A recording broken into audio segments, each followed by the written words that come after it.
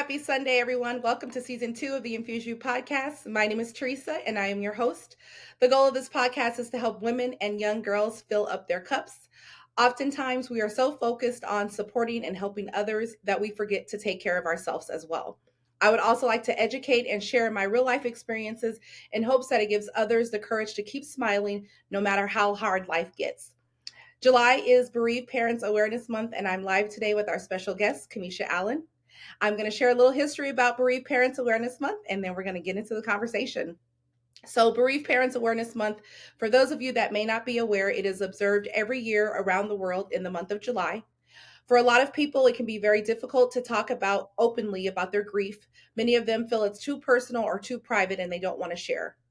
Even though talking about the events that caused their grief is crucial to their recovery, people are still hesitant to talk about it. It is universally accepted that parents should not have to bury their children. The pain is immeasurable, and parents carry this grief with them throughout the rest of their lives. But even in these dark times, it is important to remember that you are not alone. Whenever you need to look for help, you will always find communities of people, other parents, and family members who will be willing to help and support you. And that is the reason why we observe Bereaved Parents Awareness Month. Kamisha is a mother who lost her son, and today she's going to share with us her journey as a mother, an entrepreneur, and the creator of the HP Foundation. If you don't know, the HP Foundation is a local Arizona nonprofit organization, and they are dedicated to assisting bereaved parents by providing support and resources to aid in the healing process. So I'm going to go ahead and let Kamisha give a little introduction about herself. Hi, thank you, All right, Teresa, for Kamisha. having me. Thank you so much for the invite. I feel like this doesn't get enough attention, so I'm super excited to be a part of this today. My journey, of course, began when I lost my son in 2014.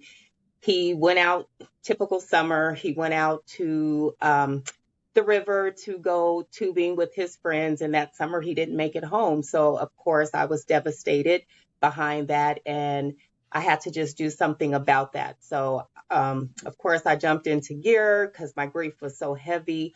And it was, at first, it was really, really hard for me to talk about it or to even walk this walk, of course, like any parent. But I was at a place in my life back then where I didn't know what to do. So I had to do something with that grief. And of course, that's why I started the HP Foundation.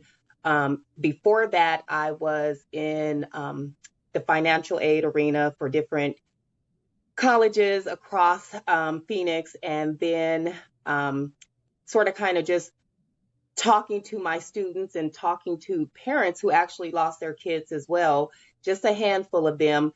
I just felt like, this was something that was needed. So that's how and why I started the HP Foundation. Awesome. What type of services can people expect to receive if they reach out to the HP Foundation for help? Well, we do an array of services, but our main two focal points in our programs is one, we assist parents if they did not have life insurance and their children are between the ages of 1 and 21. We help them with the burial expenses for their children. And on the back end, we also educate on how important it is to have life insurance. And we go out and do free workshops within the community to educate people on just the basics of life insurance. And then we also help them find ways to fit it into their budget. Another thing that we do, and speaking of those, go ahead. What were you getting ready you go to ahead. I thought you were finished. No, Keep no, going. I wasn't. I'm sorry. I was just kind of gonna. pondering on what else we do. But we also help parents along the process. Like we have different parents. We just helped a mother just recently who just began her journey, and we were there to sort of kind of show her that you're starting here. I'm 9 years in, and I can't say that it gets better, but we are that sort of kind of light at the end of the tunnel for parents to say, this is one of the most ugliest moments of my life, but I see someone else who had already started along this journey. And that sort of kind of gives them that inspiration that they can make it through this because they are physically watching someone else who already walked that walk. So we also provide like peer support, if you'd like to call it that. We also help in funeral arrangements as well, because some people don't know where to start. They don't know what they should do or how they should go about doing it. And we are there to help hold their hands through that process as well. And that's pretty much it in a nutshell. Awesome. And I know that you guys have a couple of events that are coming up. I saw on your website. So do you want to share with everyone what those events are that you guys have coming up? Yes, our most recent event that we have coming up is one of our Life Insurance Matter workshops. We call them the LIM workshop, Life Insurance Matters. That is July 22nd at 12:30 in Tempe, Arizona. If you look on our website, you'll get all the information. So sign up. Seats are limited. We also have our brunch coming up. We have an annual brunch every year in September, which is also Life Insurance Awareness Month. So we do that during that time frame, since we're so strong on making sure parents and families get insured. But that's also one of our main events where we invite all the bereaved parents out that are part or brand new to this journey that they're on, and we bring them in so they can meet other parents who understand where they're coming from. And that's in September, I do believe on the 18th or 19th this year, but it's on the website, like you said. And I'm trying to think what else we have coming up. I know we have some stuff down the pipeline. We have a benefit concert coming up at the end of the year, but there's nothing out on that. But stay tuned, support your local nonprofit organizations, because we definitely need the help, and it's much needed. It just really is. And speaking of the support and help that you guys need, how can people reach out to make a donation or to volunteer for any of the events that you have coming up? Yes, you can go on to any of our social media platforms and leave a message, and or go to our website. You can log in. There's a place where you can leave your name, just information on what you're looking for to be able to be a part, or even make a donation from any of those pages on social media, Facebook, what else? Instagram, and our website. Awesome. And Kamisha, what words of encouragement can you provide to parents that are, it's their first, they're going through the initial stages of losing a child? I know you're 9 years in, but what would you say to a new parent if they just lost their child today? I would say take one day at a time, 1 hour at a time, 1 minute at a time, 1 second at a time. Be gentle with yourself. Be understanding to those around you, because it's difficult for them as well, to see their loved one going through that loss, because it's like you said, it's something no parent should ever have to go through. And that pain is so deep, it cuts so deep, that you really have to be gentle with yourself. Give your time self to heal. Like, if you need that time, take that extra time, because your self-care is going to be one of the most important things, and especially if you have other children. So I just say, just be gentle with yourself and take 1 second at a time. Allow yourself the space to grieve. I sort of kind of held mine back a little bit, so it was bottled in. And of course, when it flowed out as the HP Foundation. But just be gentle with yourself, because I went to a very dark place, and that's not a good place for anyone to be. So definitely take your time. Seek help if you have to get it. Don't be too like ego driven, where we don't get assistance, we don't need counseling, because I needed it. I went and got it. And of course, I had a pastor and a first lady who was there to help support as well. But within that community of support that assisted me, it really gave me the light to be able to get to a better place today. The grief is still there, but I'm in a better place with it. I carry it better. So just be gentle with yourself and give yourself time. Like, don't rush the process. Awesome. And speaking about counseling, a lot of people are they shy away from counseling. Yes, they When do. my parents died, I made sure when my mom died, I didn't, like you said, I kept it bottled in. I didn't want to go to counseling, but it was the best thing that happened to me. And when I lost my dad a couple years ago, it was just instant. Find a counselor, because my old counselor was no longer practicing. But we have to make sure that people know it's okay to seek help. Yes, it is. Absolutely. And it it's weird because the counseling that they give, it was very comforting, believe it or not. I did not know what to expect when I went to counseling, but just the way the approach that he took with me, it gave me some insight to self and how to actually deal with the grief that I was going through. So, yes, if you don't be too proud to go and get it because it definitely helps. Awesome. Now, something I wanted to share, and then I'll get your feedback on it. Some people may not be aware, if especially if they don't have life insurance on their parents or their kids or any of their family members. But when you get life insurance, that only covers the funeral services and if you get cremated. But to bury someone in a cemetery, some people don't understand that you can't use your life insurance policy for that. I had to learn that the hard way with my mom. My dad went to bury her, and he had to pay cash out of pocket for that, for them to dig up Wow. the grave site and to bury her down. So can you explain to people how they should prepare for that if they do want to have their family member like buried versus cremated? Like what would you Yes, and recommend that they do for that? yeah, absolutely. That's exactly why we do our Life Insurance Matter workshops because those are some of the key components that we go over. People have life insurance on the job, they have life insurance, um, that's not enough coverage, and you really need to know what you have because that happened to me. That's why this is one of the parts of the foundation, is because when I lost my son, I had life insurance on the job. We had just lost a loved one. So, of course, when you lose someone close to you, you go out and you do all the right things to prepare because now you know that anything can happen at any given time. So, my life insurance did not pay out for my son. I did not know he was no longer covered.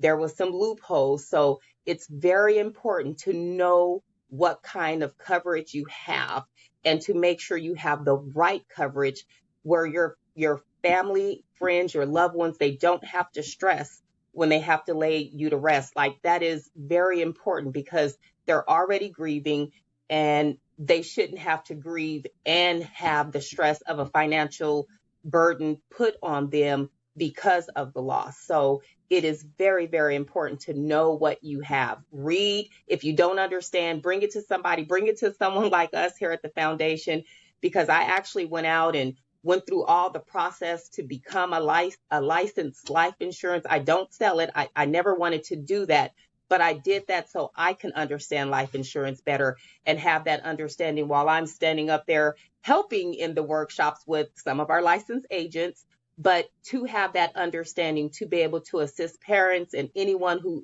needs that information. So please know what you have. Read those life insurance policies or take it to someone if you don't understand so they can break it down for you. And then along those lines, would you recommend that people have a separate life insurance, like a private policy outside of their employer? Because I know you mentioned Absolutely. that you had life insurance through your job. So you recommend that they have a separate policy? Absolutely. And the reason for that is just like I said, sometimes you don't know what your life insurance on your job actually covers. And when you find out, sometimes it's too late, like it was for myself. So definitely have that and a separate personal policy because the two of those together would probably end up covering everything that's needed from the funeral to the burial. So Awesome. Um, my next question is, I know you kind of touched on this already, but what would you say to parents or people in general who refuse to get help processing their grief? So the people that want to be lone wolves and just say they're going to deal with it on their own, what would you say to those people? I would say allow people to help you. Allow, like, seek someone, even if they don't want to go get professional counseling, seek a foundation like mine, get a grief group. There's so many out there. Just talk to someone about it because that's going to help you in your process, to hear someone else's story, to allow someone else to pour into you at this time, because I know how dark it is. I know how deep the pain goes, and you shouldn't have to do it alone. So I would say, if not professional counseling, speak to someone like myself or another parent that you may know or that you may come across. If you have a pastor, anybody at your church or someone that you trust, just have a confidant. Have someone that you can physically speak to, that you trust, that would give you the proper guidance, or how can I say this, or the proper love that you need at that moment to be able to process this, because it's it's definitely a journey. I'm not going to lie. It's not easy. It's definitely tough. That's for anybody who loses anyone that they love. But when you lose that child, it goes a little deeper. So definitely allow people to pour into you. If not professional counseling, once again, allow someone close to you to be able to be that confidant. Awesome. Now, I know today is a tough subject for some people, especially for you, because you've lost a child, and I don't know what that feels like. But I'm just grateful that we can bring more awareness on this topic. However, I do want to ask you, because this podcast, one of the goals is to motivate and inspire people and to help people love on themselves. Can you share with the audience what is one or two things that you do to take care of Kamisha? Like, what Um, does your self care look like? my self-care looks like me actually saying no to some things and being able to take time for myself. Like I have to what is that word I'm looking for? Meditate. I go into a lot of prayer. I read my Bible a lot.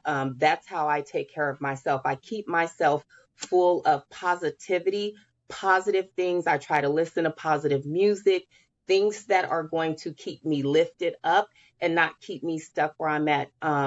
So I just take the time to actually give myself a moment. There's so many things going on around us in this world that we have to take care of. We were just talking about that prior to the podcast starting, and that we have to have a moment of downtime to be able to recenter ourselves and just have a like a looking from the inside out, so to say. And I take that time, and that's what I do to self motivate, to preserve myself, self care.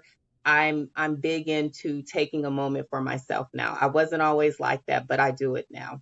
I do it now because it's the foundation, running the foundation and doing all the other things that I have in my life going on, that you really have to take the time for yourself. And I don't care if it's going to sit outside an ice cream shop for 30 minutes of the day, just so you can have a moment of silence to yourself. Like you have to be able to give yourself that time away from the world so you can recenter. And that's what I do.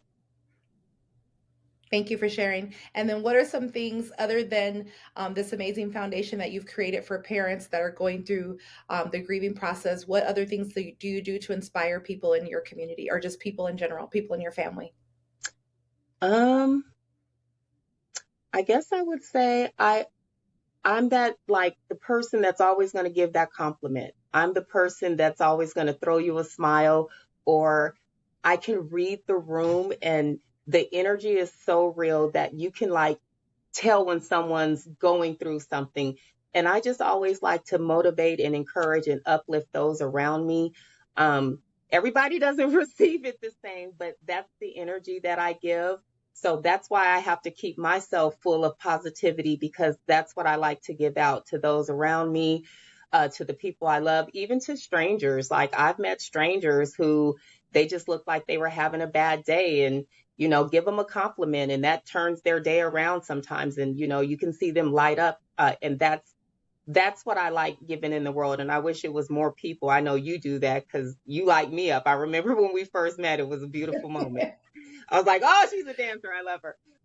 But so I say just that energy, you know what I'm saying? Give that positive energy out. And as long as I can keep myself grounded and keep that love and positivity coming out of me, I do believe that's how I affect those around me.